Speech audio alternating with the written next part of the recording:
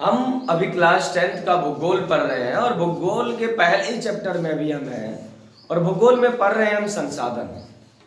संसाधन क्या है?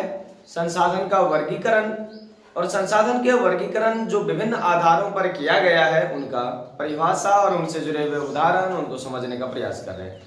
हम इससे पहले जो समझे थे वो था संसाधनों के वर्गीकरण का उत्पत्ति के आधार पर, उपयोगिता के आधार पर और उपलब्धता के आधार पर। उत्पत्ति, उपयोगिता और उपलब्धता के आधार पर संसाधन के वर्गीकरण को हम अच्छी तरीके से जान पाए। अब हम जानते हैं स्वामित्व के आधार पर संसाधन के प्रकार और किस जो बांटा गया है स्वामित्व के आधार पर उनसे जुड़े हुए कुछ महत्वपूर्ण बिंदु। चलिए देखते हैं क्या क्या है। तो हम ये जानेंगे कि स्वामित्व के आधार पर संसाधन को 4 भागों में बांटा गया है। सबसे पहला है उसमें निजी या व्यक्तिगत संसाधन, दूसरा उसमें है सामुदायिक या सार्वजनिक संसाधन, तीसरा उसमें है आपका राष्ट्रीय संसाधन और चौथा है आपका अंतरराष्ट्रीय संसाधन। इस प्रकार से संसाधन को 4 भागों में स्वामित्व के आधार पर बांटा गया है। हम एक एक करके बारी बारी से देखते हैं संसाधन के तमाम स्वामित्व के आधार पर वर्गीकरण और उनसे जुड़े हुए कुछ महत्वपूर्ण बिंदु जो आपके एग्जाम के पॉइंट ऑफ व्यू से महत्वपूर्ण है। तो क्या लिखे? देखिए, स्वामित्व के आधार पर संसाधन का वर्गीकरण।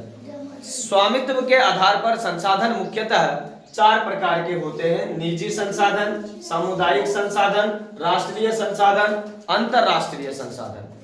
इसके बाद निजी या व्यक्तिगत संसाधन क्या है, इसको समझने का प्रयास कीजिए। निजी उस प्रकार का संसाधन जिसका स्वामित्व एक व्यक्ति या परिवार के हाथ में हो उसे निजी या व्यक्तिगत संसाधन कहते हैं। निजी संसाधन मतलब कोई एक व्यक्ति जिसका मालिक हो, कोई एक परिवार जिसका मालिक हो, ऐसे संसाधन निजी या व्यक्तिगत संसाधन कहलाते हैं। जैसे ये मेरा मार्कर, गाड़ी, मोटरसाइकिल्स, कार, ये सब जो आपको दिख रहे हैं, घर किसी व्यक्तिगत परिवार का होता है, ऐसे संसाधन निजी संसाधन कहलाते हैं। इसके बाद दूसरा है सामुदायिक या सार्वजनिक संसाधन। उस प्रकार का संसाधन जिसका स्वामित्व जो है किसी समाज के विशेष वर्ग का या फिर समाज के समुदाय का होता है, ऐसे संसाधन सामुदायिक या सार्वजनिक संसाधन कहलाते हैं। जैसे विद्यालय, अस्पताल, मंदिर, मस्जिद और बहुत कुछ इसमें आपको नजर देखने को मिलेंगे।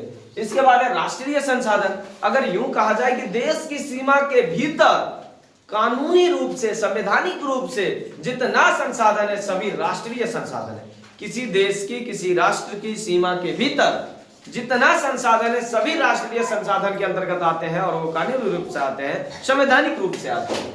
अब अगला है, चाहे वो भूमि रहे, खनिज रहे, जल रहे, वन रहे, पार रहे, सभी के सभी राष्ट्रीय संसाधन कहलाएंगे। उसके बाद है अंतरराष्ट्रीय संसाधन।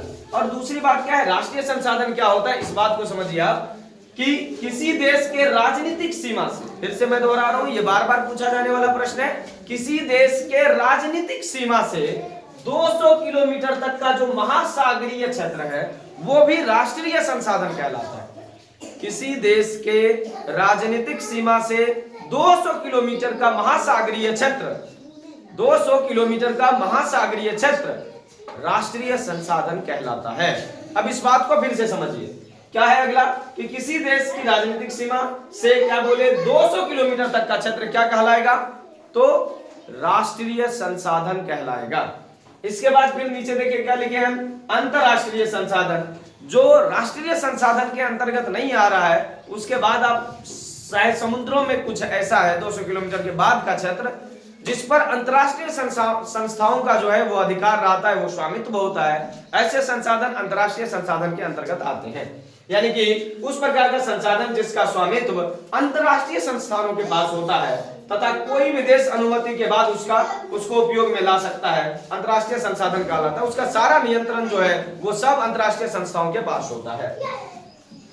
और आप कह सकते हैं सीमा रेखा से 200 किलोमीटर के बाद जो महासागरीय क्षेत्र है, 200 किलोमीटर तक राष्ट्रीय संसाधन और 200 किलोमीटर के बाद का जो महासागरीय क्षेत्र है वो सभी जो है अंतरराष्ट्रीय संसाधन के अंतर्गत आएगा। अब सबसे लास्ट में है, ये भी एग्जाम के पॉइंट ऑफ व्यू से बहुत ही ज्यादा महत्वपूर्ण है, अपवर्जक आर्थिक क्षेत्र। जब कभी कभी ज्यादातर किताबों में किलोमीटर में दे दिया जाता है, लेकिन जो चाहिए उसके आधार पर देखिए, किसी देश की तट रेखा से 200 मील, बस इसको यहां समझना है, 200 किलोमीटर नहीं 200 समुद्री मील होता है। तो किसी देश के तट रेखा से 200 मील लगभग 370 किलोमीटर, 200 मील यानी कि लगभग 370 किलोमीटर की दूरी तक जो क्षेत्र है वो अपवर्जक आर्थिक क्षेत्र कहलाता है। यह आपके एग्जाम में बार बार पूछा जाता है, ऑब्जेक्टिव सब्जेक्टिव दोनों में।